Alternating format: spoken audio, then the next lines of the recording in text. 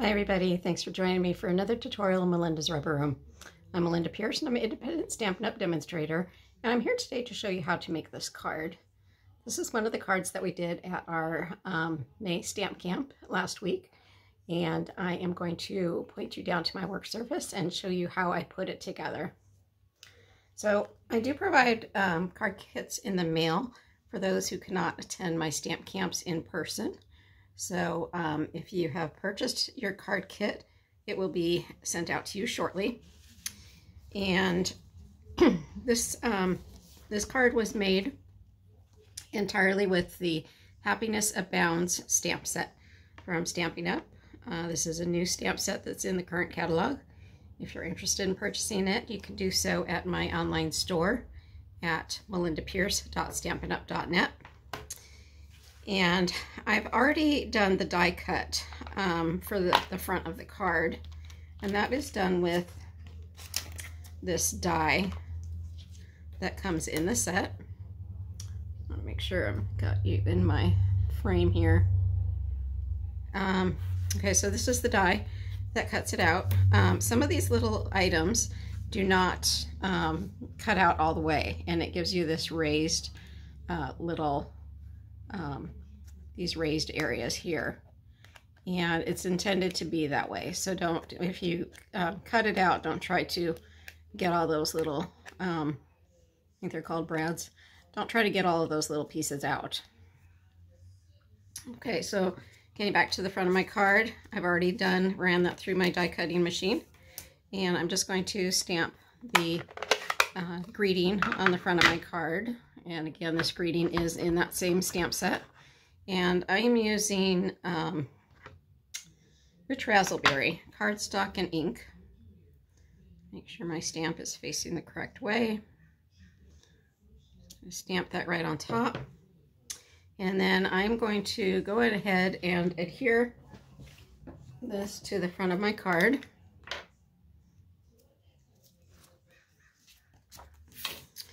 So again, I'm using some paper that I had in my stash. I have some calendars I was doing in 2003, and I hung on to them for that long. Talk about a pack rat. Okay, so that's just going to be attached to the front of my card with a little bit of a margin going all the way around. If you're interested in purchasing any of my card kits in the mail, hop over to my Facebook page at www.facebook.com/melindasrubberroom, and all the information will be there. All you have to do is message me and let me know if you're interested in getting the card kit in the mail. Okay, so that is the front of my card, and now I have already cut, stamped and die cut out these images here. So I wanted to show you how I colored those in. What I did was I took a re-inker from Rich Razzleberry re-inker, which is usually used to ink up a stamp pad, and I just put a drop or two onto a plastic plate. I'm going to use my Wink of Stella and create a little palette from that. So the Wink of Stella has a little bit of alcohol and glitter mixed in there, and all I'm doing is drawing out some of that color so it's not quite as dark as when it comes out of the re-inker bottle. You don't want to press on the barrel of this brush too much, because then a whole bunch of the glitter will come out and it'll turn out kind of brownish looking, and that's just not what I'm after. So I'm just bringing in a scratch piece of paper, make sure it's the color that I want. And then I stamp this in the Rich Razzleberry ink, which is a water-based ink. So I can actually go right over that image to color it in. I don't have to worry about those lines blending at all because I'm using an alcohol-based marker. So what's happening is I'm getting a lighter color of that Rich Razzleberry with a little bit of sparkle in it. And it's just a really fun way to color in your stamped images. It's one of my favorite ways of coloring. And just a tip, if your Wink of Stella is running out of alcohol in the barrel and it doesn't seem like you're getting anything out of it anymore, it will still have some glitter inside of there. So what you can do is take the tip of the Wink of Stella off, and you'll see this little black cap here. You want to just get under that. It's probably the hardest part of this whole process. But once you get that off, there's a little hole in there that will allow you to drip the ink in there. So people wonder why I have to redo my nails so often. This is why, because I use them for tools. So you're just going to pull the barrel out of that Wink of Stella. You can see how much glitter is still on there. And then you want to just drop some, it's best to use 90% alcohol for this because it dries quicker, but I use 70% and it still seems to work okay. So you just fill that up, drop the barrel back in there, let it snap into place, put the top back on,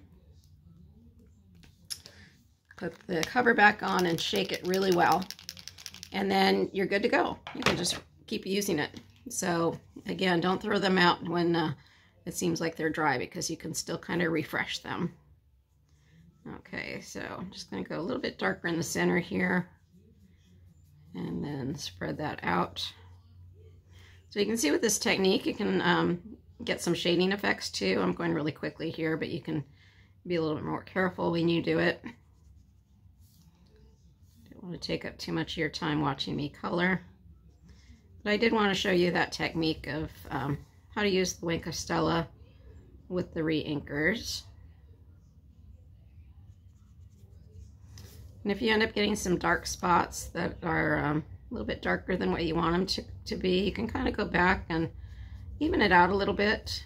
It's hard to take color away, so it's always best to go lighter than what you want to do and then add color. But you can go back and kind of even the color out a little bit if you get it too dark.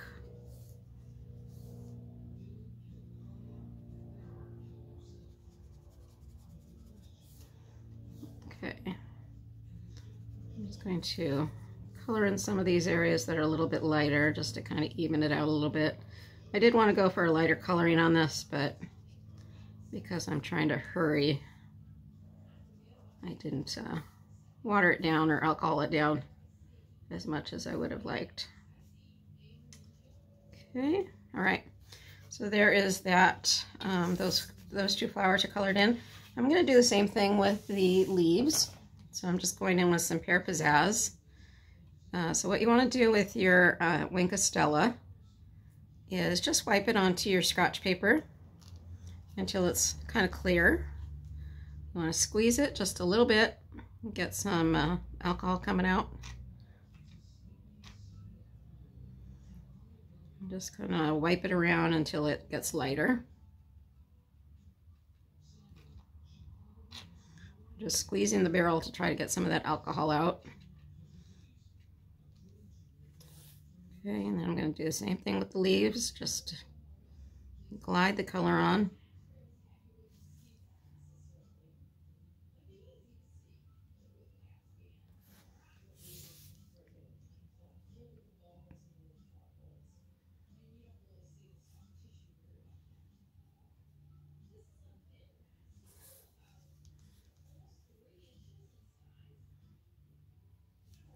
So my monthly card classes in the mail do consist of 3 different cards. I send the card kits out and I follow up with a YouTube tutorial just like this. This time I'm doing each card as a separate tutorial just because that way you don't have to take as much time watching the whole thing through.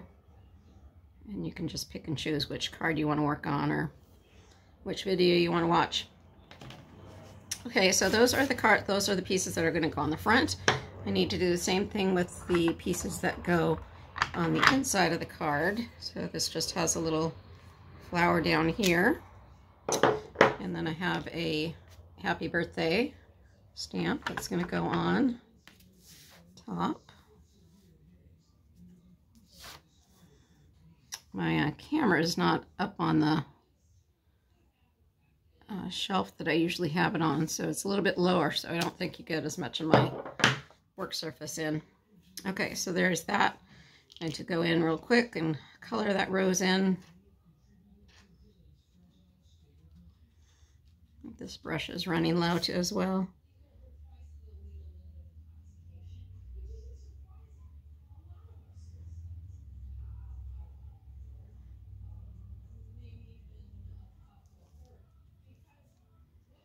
Let me know in the comments what your favorite way of coloring in is. I know everybody has something a little bit different, but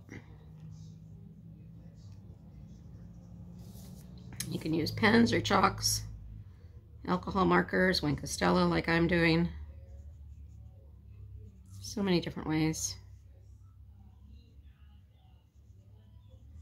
And each one getting a little bit different effect. This is kind of a mixture of watercoloring and pens, I think. Gives you a little bit less coverage than pens do, but gives you kind of a wash of color like watercolor pencils or watercoloring does.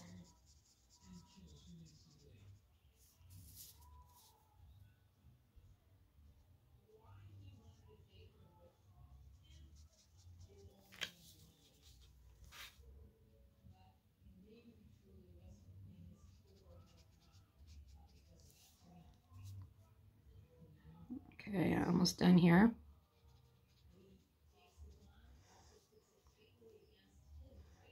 Okay, again, you can go back and darken in some of those, make some of those areas darker that you want to make darker.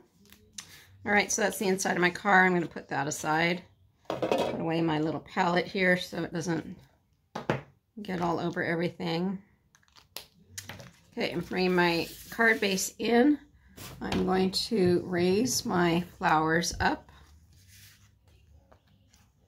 I'm just using the mini dimensionals here. What I like to do is raise the flowers up and then just slide the leaves right underneath the flowers, and that way it's easy to get them situated where you want them to be. Okay, so I'm going to put that right down here. I'm going to leave a little bit of room down in this corner so I can slide a leaf down there. I'm going to slide this one down there. Take a little bit of my glue. Slide that right underneath there. That way you get some dimensional there with the rose or the flower being raised up and the leaves being underneath.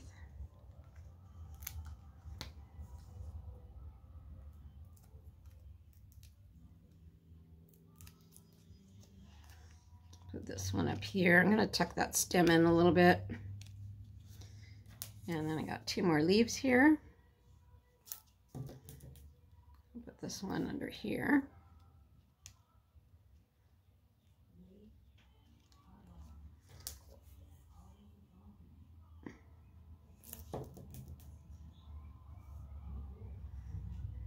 And put that one right underneath there.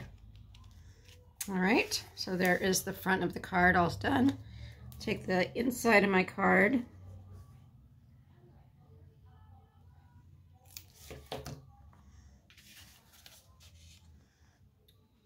Just attach that right in the middle. Just like so. And that is the completed card. Again, here's my sample. You can see I took a little bit more time with the coloring of the flowers. Okay, hope you enjoyed that quick tutorial. If you have any questions, feel free to reach out to me and I would be happy to help you. Just leave a message in the comments, or you can go over to my Facebook page at Melinda's Rubber Room on Facebook and leave me a message there. Feel free to reach out to me if you have any questions at all, or if you'd like to purchase something. Again, my online store is melindapierce.stampinup.net. Thank you, and talk to you soon.